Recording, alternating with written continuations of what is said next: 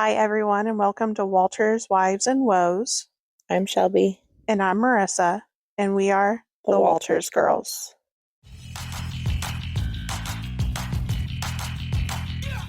We want to give a trigger warning for this episode and for the entire series. We'll be discussing experiences related to abusive relationships, which may be distressing for some listeners. Please take care of yourself, and if you need to, feel free to pause or skip this episode. If you or someone you know needs support, we'll include resources in the show notes. And also, we are always here for any help whatsoever. Hi, everyone, and welcome back to Walter's Wives and Woes. This is episode 3 of our 3-part series titled When She Married One of the Good Ones. So when we left off last, Shelby had just bought her first house, and it saved her in a lot of ways. So first, I want to say,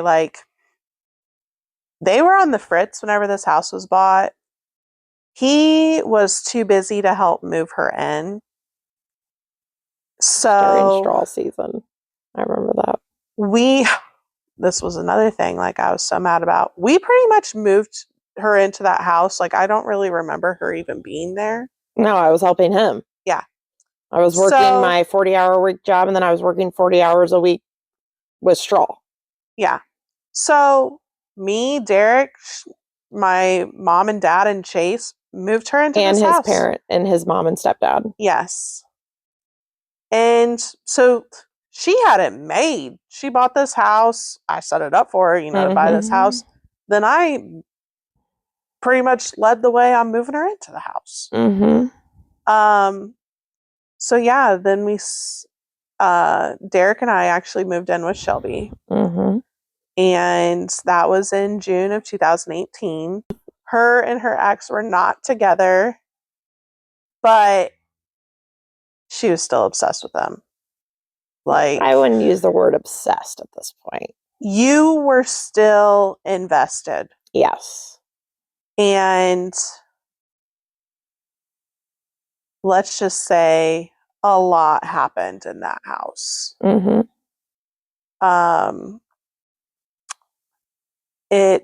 He would drive by the house all the time. It was in town. Well, let's back up. A lot happened. I bought a house. I had a major career change. Yep. I left public health and I went into teaching. Something I wasn't familiar with. Marissa and Derek lived with me. There was just a lot going on. During this time, we're not together. And I actually went to a couple of weddings with one of my friends. My ex thought we were dating, but we weren't. But we were going to some weddings together. I was still invested, but I wasn't. And I was just kind of waiting to see if something was going to change. And during this time, I find out he's talking to her. The Snapchat girl. And at this point, I'm just like, I'm done. So then we move into the drive-bys. Yeah. So at this point, I'm just like, I'm done. I know you're talking to her. You're not doing anything to make this better. You're having your side piece and you're trying to win me back. You can't have your cake and eat it too type thing. But during this time, he's still trying to win me back, quote unquote. Yeah, constantly driving by. He would stop by the house because he just had to talk to Shelby. And I'd be out in the living room and they'd be talking in her room. And the whole time I'm like, this isn't even safe. He could literally be in her room, strangling her. And I'd just be sitting out here like an idiot. It's not funny. It's not funny because that's literally what it came down to. I started having nightmares that I would walk into Shelby's bedroom and he would be on top of her, strangling her. And I would have to run out to the kitchen and grab a knife and like repeatedly stab him in the back to get him off of her. Like these were repeated nightmares. Yeah. And I'm like, it just was not healthy For anyone. for anyone. So at one point, he drove by the house and he called Shelby and was like, "Are you home?" Because we knew he was going to call. And we were like, I was like, "Don't tell him we're home. Tell him, you know, you went out with mom or something." She's like, "No, I went out with my mom and sister, blah, blah, blah." And he's like, "Oh." And then my dogs start barking. And we see him whip his truck around like a madman. And he comes pulling in to the driveway. And I tell Shelby to go in her room. Mm-hmm. So Shelby, me, and my husband, Derek, are home. I meet him at the back door.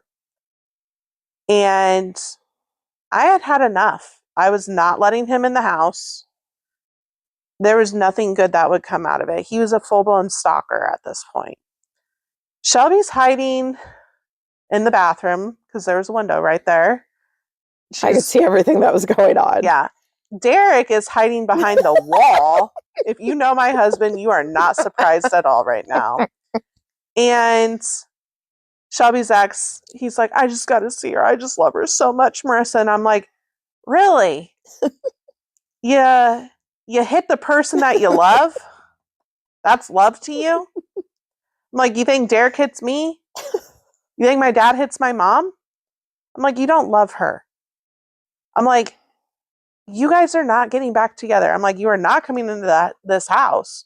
I had my phone. I'm like, "I will call 911.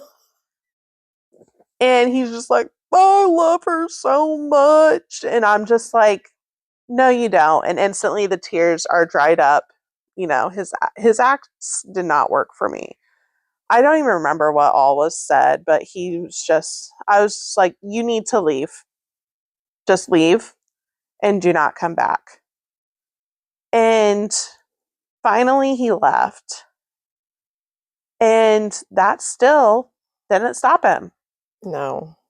So then it was Mom, Shelby, and I. What happened? So I don't know how many months this had gone on. Full-blown stalker. Yeah. Mind you, he's seen Snapchat girl. So they're together, but he's still trying to get Shelby back. Yeah. And he was relentless. Yeah. It was pretty much every day he'd drive by the house. Yeah, it was bad. Yeah. It was bad. To the point, like, my anxiety was pretty bad. Yeah. And then one day, I don't know what it was. I was home by myself. And he called me and he's like, "I'm coming over to talk to you." And I was like, "No, you're not." And he's like, "Yes, I am. I'll be there in 5 minutes." Because he literally lived like 5 minutes from me. And I called my mom and I was like, "Mom, my ex says he's on his way." And she's like, "Do you want me to call the cops?" And I don't know what it was in me, but for the first time, I was like, yes. And that's what it had come down to. Like, it was not a safe situation whatsoever. It had never been safe, but it really was not safe. Yeah. So my mom called the cops and she called me back and said they're on their way. And my ex had actually shown up and I met him at the back door. And I'll never forget, he took my Fitbit off my wrist and broke it. He just like ripped it off. And I was just like, "I just want to let you know the cops are on their way." And he starts bawling. Like we've said before, his MO, his go-to. He's like, "Are you serious?" He's like, "Is this what it's really coming to?" And I was like, "Yes." I was like, "The cops will be here any minute." I was like, "If you don't want to get arrested," I was like, "you got to leave." And so anytime he heard the C word, cops, he was out of there because he had been in trouble with the law so many times. And that's when Adam Clark showed up. And he came into my house. Officer Adam Clark. Yes, Officer Adam Clark came into my house and asked me what was going on. And I told him who my ex was. And he's like, yeah. He's like, I know him. As in, like, Everyone knew him. yeah. And not in a good way. Yeah. That's what was so sad. Everyone knew this is how he was. Yeah. And so I filed a no contact order. And basically it was like he could not have any communication with me. And if he tried to communicate with me, I would call the cops. I could call the cops and he would, I don't even know what would happen. I don't know if he'd be arrested or what. Or if I would be able to file a restraining order then. Yeah. I don't know. Yeah. It never got to that point. Like, and even after that no contact order, like, we still communicated. And that was bad on my part. But, like, I knew that if it got bad, I could call the cops and something would be done. Because didn't he start showing up at the restaurant, at the bar? Yes. Then he started showing up at my job.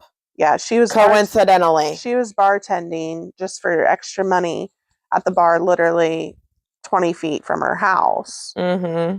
And he would just show up, even though he would never go to that bar before. No, and he'd tell people he loved me and blah. Like, I would literally have customers coming up to me saying, that guy's obsessed with you. Like, and I was like, yeah, I know, it's my ex. Like, it got to the point where it was just, like, very mundane and, like, just give it up, dude. Yeah. And then I started dating my ex, my most current ex, who was a lot older than me. He was a state trooper. He was just what I needed at the time. Perfect rebound. Yeah. He made me feel good about myself. We laughed a lot. And that was pretty much it. Like, that was the extent of it. Yeah, he had 2 kids who were awesome. Yeah, he had 2 daughters. Like, his one daughter is still in school. Like, she's my baby. I love both of his girls. Like, he really helped me move on.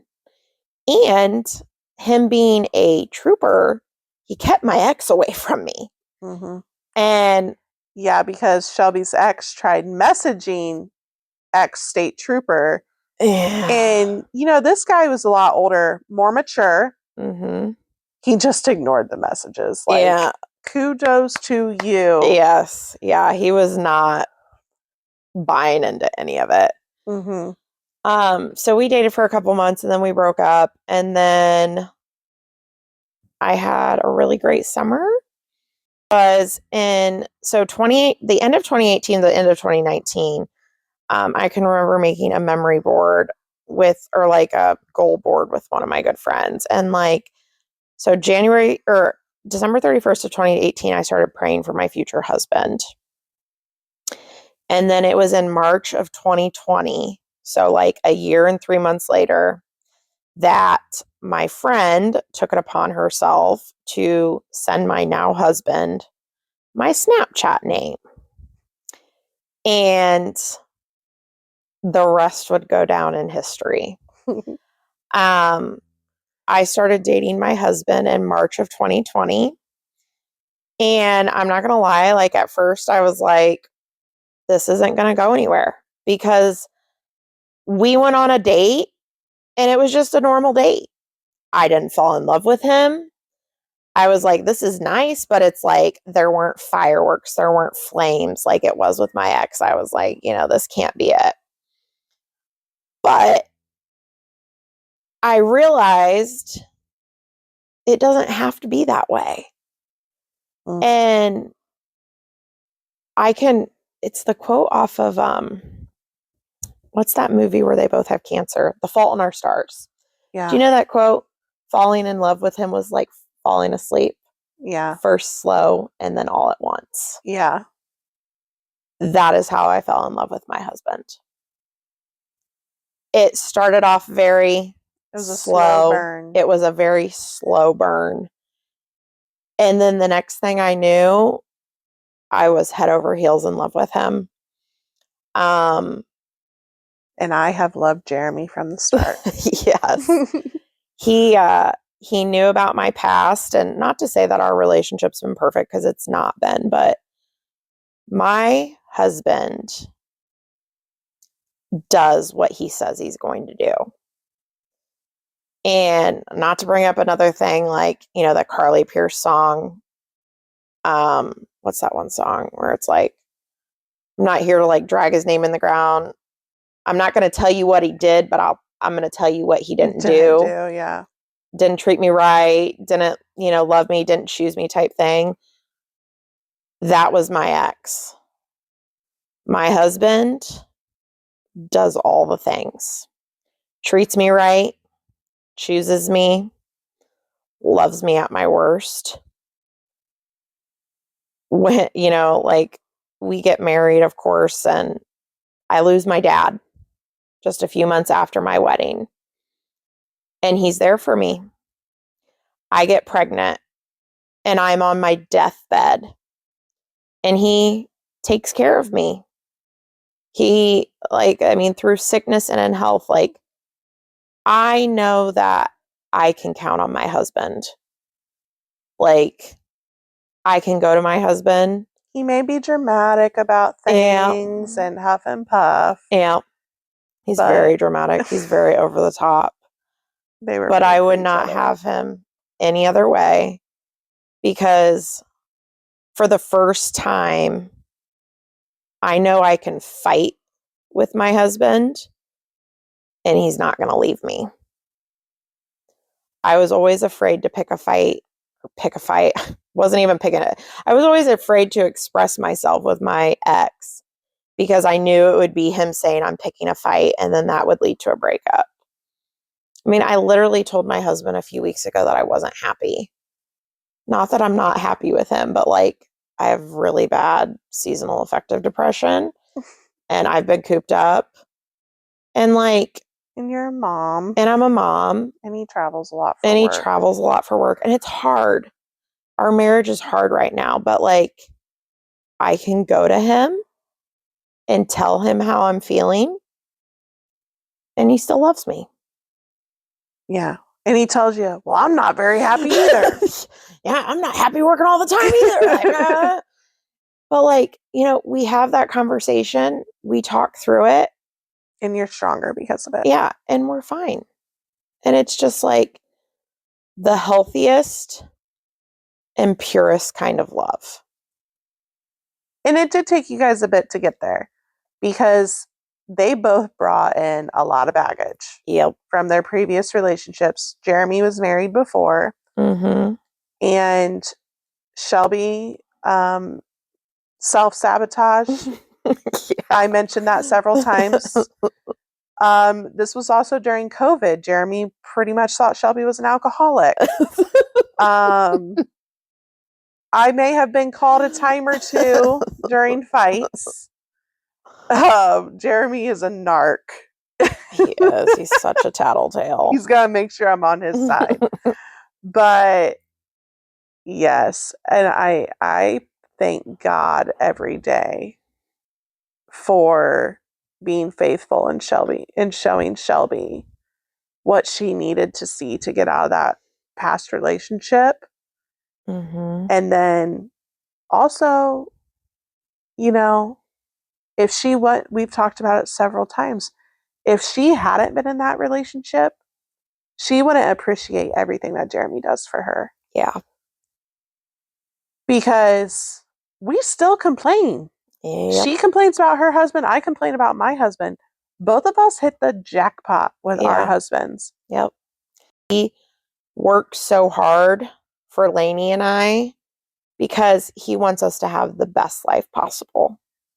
And one thing I love about Jeremy is he has a servant's heart. He is not, he can be selfish, but if you're ever in a pickle, Jeremy's your guy. Yep. He mows our mom's yard. He does her landscaping, doesn't have to be asked. He just does things. Yeah. And He helps people, like, whether it's family members, like, he is generous. Very. Sometimes too Shelby's, generous. yeah, he's a great tipper. If Mhm. someone is a good tipper, you can tell a lot by a person by what they tip. My ex was a horrible tipper. Yeah, he would be fine stiffing people. Mm-hmm. Jeremy, amazing tipper. You know, he's the one you got to fight over the bill with because he wants to pick it up every time. Mm-hmm.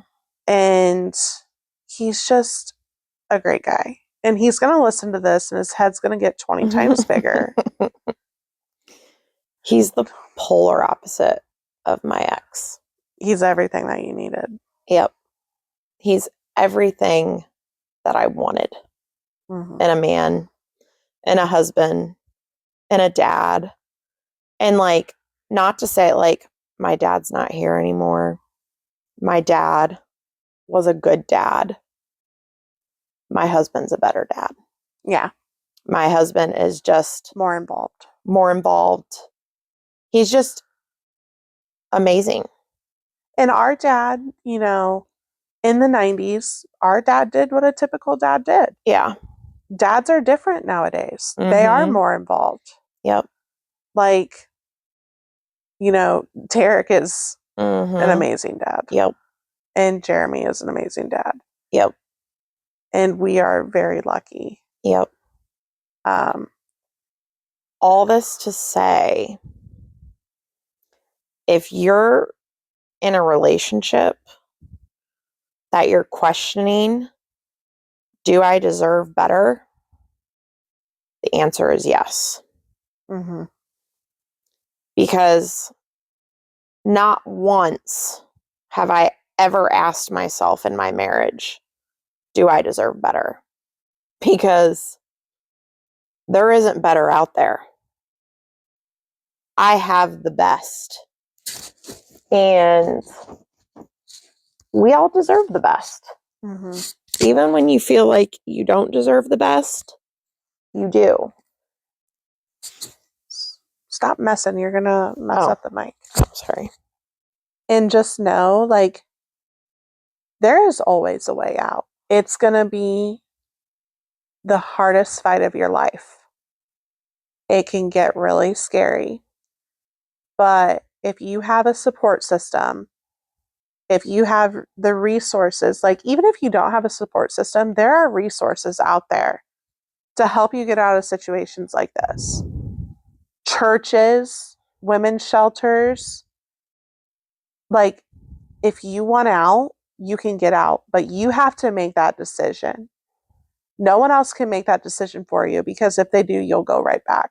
Mm-hmm. And that's my biggest takeaway is I could have told Shelby to leave until my face turned blue, and I did. But she had to hit her breaking point, and it wasn't even the abuse. Oh. It was the cheating, Mm-hmm. which is so sad. Mm-hmm. And just know that you can pray and hope that he's going to change, but they don't change. Nope. So, and it doesn't matter how much you love them. Because if love could have changed my ex, he would have been God. Yeah. But he's not. Because, I mean, I did love him with every fiber of my being. But love, the good kind of love, like Marissa said earlier, it doesn't hurt. And it's not hard. No. Not to say that marriage isn't hard, because marriage is hard. Marriage is so hard, but loving someone should never hurt, and it should never be hard. Yeah. Like, plain and simple.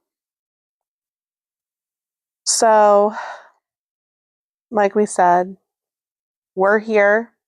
There are resources. Hopefully, Shelby's sharing this story will help just one person out there. Because it wasn't shared just to talk crap, even though I love talking crap about this dude. You know, and it's taken me a lot of years to tell my story. I mean, There's a lot of shame. there's a lot of shame and a lot of guilt associated with it. I didn't like to talk about. I still don't like to talk about it. But it's kind of been like peeling back layers of an onion. Like each year I was able to share a little bit more detail. Like I still, I know there's still stuff that I haven't shared with everyone. Yeah. Probably stuff I don't even remember. I just found out a couple of things and I'm like, makes me turn red all over again. Yeah. And so, yeah, I mean, Yeah, it's a process. yep. And again, not just to reiterate, it wasn't to bring shame, guilt, negativity to anyone. This is Shelby's story. This is just a part of my life that I lived. Mm-hmm. And I just want to say, Shelby has every right to share this story. She went to hell and back. She has every right to share her story, share her truth, and she should never feel guilty for it. If anyone ever makes her feel guilty, you are in the wrong. So there's my little spiel. But we hope by sharing this, just bring awareness. If you have that inkling in your head, like, feel like my relationship isn't the healthiest, feel like things could be better, trust your gut. Get out before you hurt yourself even more. Like our dad said, when are you going to stop breaking your own heart? So for now, that is Walter's Wives and Woes. Bye.